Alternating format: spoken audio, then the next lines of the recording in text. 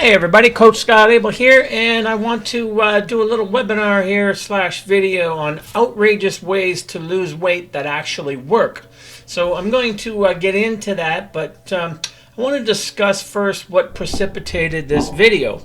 So I went to, it was grocery shopping day, and sometimes I go to different grocery stores, and this particular day I happened to go to a grocery store I don't go to very much. It's more of organic kind of place. It's very sort of upscale foo-foo, tree hugger kind of stuff. Everything's organic. I go there a lot when I'm shopping for cheat days because they have prepared vegan foods and stuff that are really good. And you don't have to cook and everything like that, and desserts and those kind of things. So I'm there with my grocery cart, and this lady, I could tell, looked like she was in a quandary. And I said hello. She said hello back, and she started asking me questions. And she was someone who was older than me, so I don't run into people too often anymore that are actually older than me when I'm out and about asking questions. But she was looking for keto options, and she was frustrated, and she was asking me for help.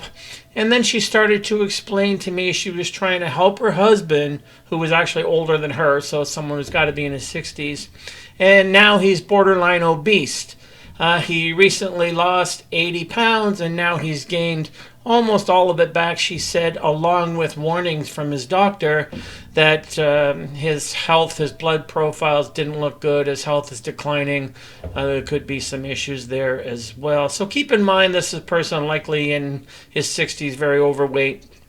And his wife said, along with that, he's now very depressed, along with the weight gain, because he lost it all and gained it back. And that's really, really common. I see that all the time. The emotional baggage that comes with regaining lost weight continues to be underrepresented in the next weight loss battle. And that's a subject for another time, but it's very, very important. So this is the scenario that inspired this video. I could tell the more I talked, the lady was on the verge of tears, and you could see the worry in her eyes. I asked her how many times. We ended up talking for 15, 20 minutes. I ended up asking her how many times her husband has actually lost weight and then gained it all back again. And her answer, of course, no surprise to me, several times. And yet, here she was looking for the keto options because that's how he lost the weight. And I was trying to explain to her that's also why he gained it all back. So both of them had this belief in outrageous behavior being required to lose weight. She also had a bag full of supplements for him as well. Probably would have cost her $300 or $400 at least. So I'm talking to her. I'm making all these observations, and I'm trying to explain to her how and why that particular diet probably caused the rebound, the weight gain, and now all the health problems he's going through. Now, what I explain here is just prologue. That's what precipitated me wanting to do this video. I see this all the time. And this occurrence also happened after I did a post about another nonsense practice that's been debunked with bulletproof coffee, putting butter in your coffee, etc. And all the keto trolls came out and didn't like the way I worded it. So these things happen almost back to back. So that sort of precipitated this video. Now look, here's what I want to get into. Come January 2020, I'll begin my 5th decade helping people transform their bodies.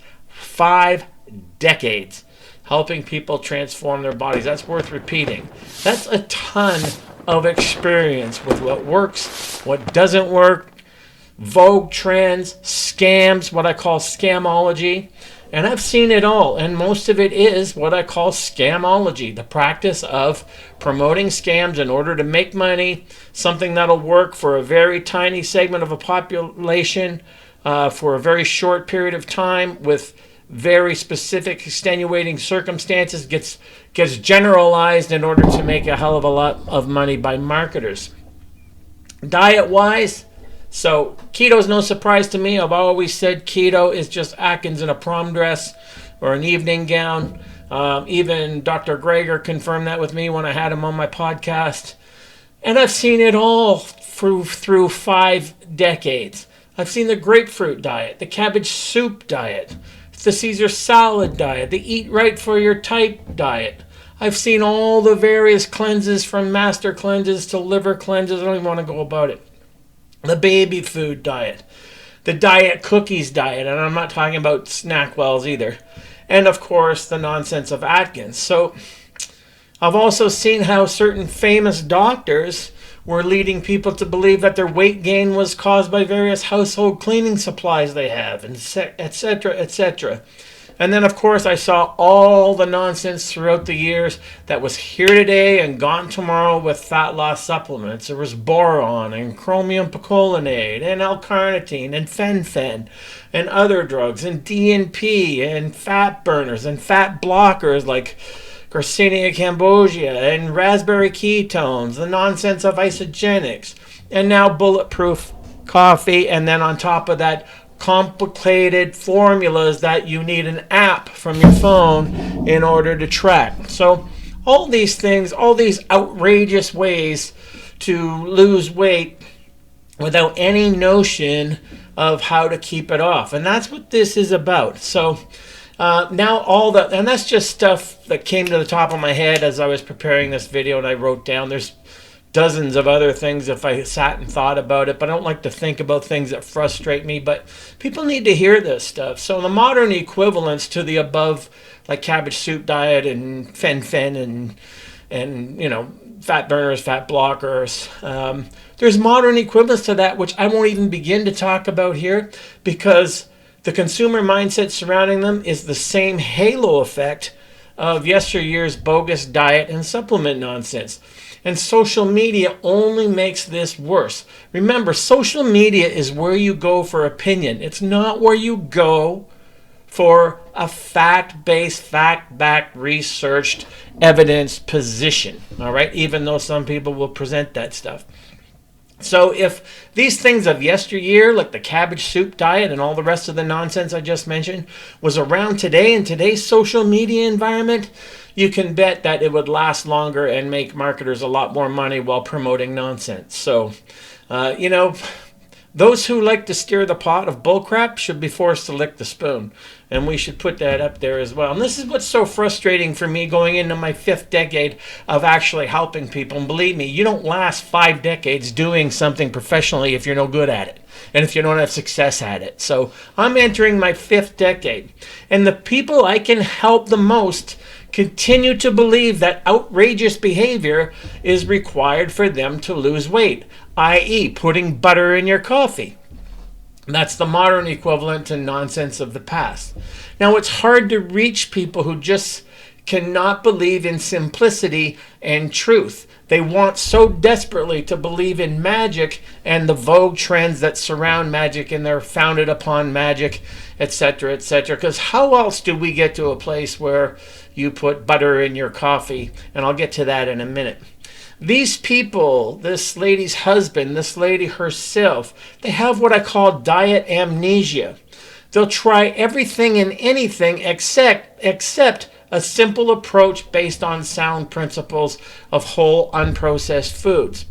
And their comments are usually, oh, that would never work for me. Somehow people twist and turn things to believe that they're somehow special and that it takes outrageous behavior for them to lose and keep the weight off. And they have what I call diet amnesia, because these are the people who have never been able to keep the weight off with that particular mindset.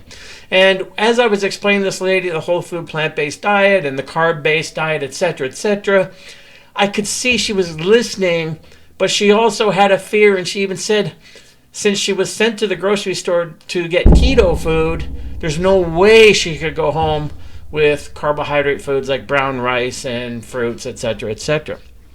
So again, part of the problem with trying to help people is their want to believe in the necessity of outrageous behavior rather than sound, easy to follow, unsexy principles. And I call it having diet amnesia because they forget what happens every time they go to the next magic formula, magic supplement, magic diet. So, and it's hard because I've been successful for 5 decades, going into 5 decades, helping people transform their bodies on a permanent basis, and yet I can't get the people that I truly want to help to listen because it just doesn't, they don't absorb anything that doesn't have sexy, catchy sounding innuendo with it, like butter in your coffee.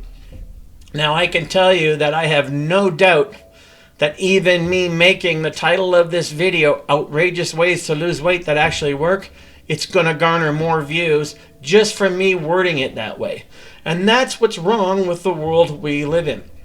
It's an upside down world when something as outrageous as butter in your coffee is normalized as not being outrageous and makes sense for those who want to believe in it. The trolls that attack me for me calling out that as outrageous and nonsensical and of no use call me out of touch. But actually, with no research into the amount of research that I've done and the amount of success that I've had. So we start normalizing outrageous behavior, and we start equating that with being a necessity to lose weight and keep it off. So what we see with this man and his wife shopping for him, this is what I want to talk about. Outrageous ways to lose weight that actually work.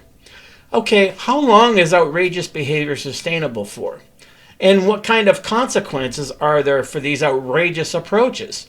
This man that this lady was talking to, that she cares about her husband, as I told you, tears in her eyes.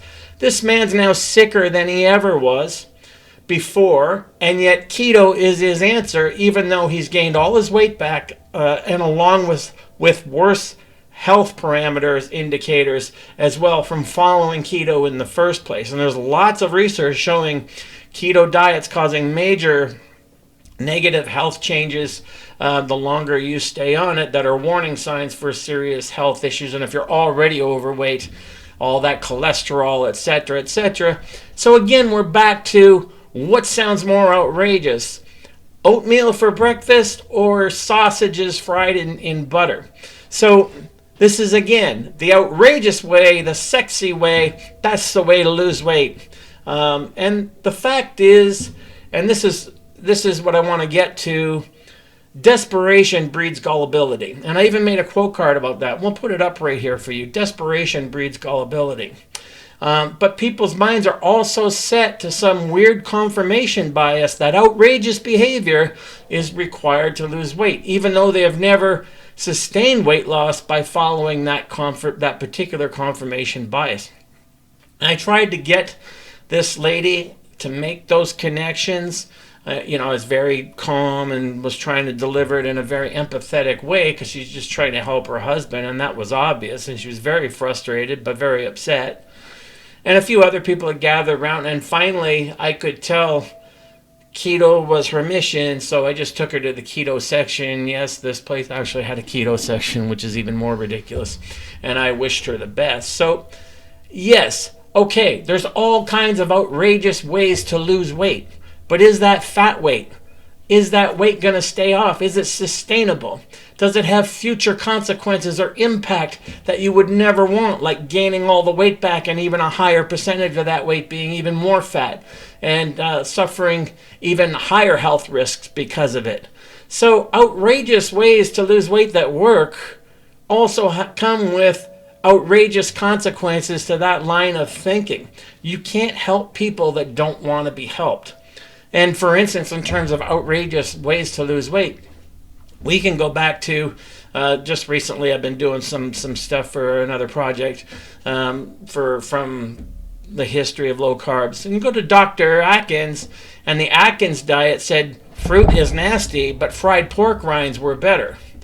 And then he followed that up later on in his first book, that none of us need carbs, but we need over 60 different supplements to replace the nutrition that carb-based foods provide. So again, we talk about normalizing absurdity and normalizing outrageous behavior, that pork rinds were the way to lose weight and keep it off, but fruits, raw, fresh fruits, that somehow is going to be a bugaboo to keeping weight off. So, and if Atkins existed in this time period of social media, you make even more money, because we have that halo effect, that honeymoon period when people practice something ridiculous and weight comes off in the immediate realm of time. Then they keep telling themselves that that's the way, because they want to believe that for their particular situation, it's the outrageous ways to lose weight that are going to work for them, even though they have diet amnesia, because it's never worked for them before. So let me know what you think. This is just a bit of a rant. It's hard to help people who only think they want to be helped, but they want to be helped in a way that caters to a specific mindset that they have, that the more outrageous the solution, then that must be the right solution.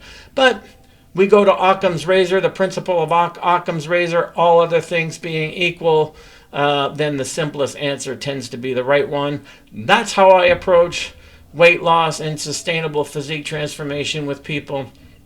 And it gets tiresome to see more and more outrageous ways and practices to lose weight that will work up front. It's like a heroin addict chasing that first high over and over again, which they're never going to repeat. And it's the same thing with people who lose weight up front with all these gimmicks and tricks, and then the weight comes back and they don't look at it as the weight coming back because of the outrageous practices that they were doing. So that's it in a nutshell. Outrageous ways to lose weight that actually work, but then what follows with that, the consequences, how sustainable is outrageous nonsense to begin with, and what are the health ramifications and weight regain ramifications down the road. Hope that makes sense. And once again, let me know what you think down below in the comment section, and I'll be happy to comment. I imagine this is going to attract even more trolls, and that's fine.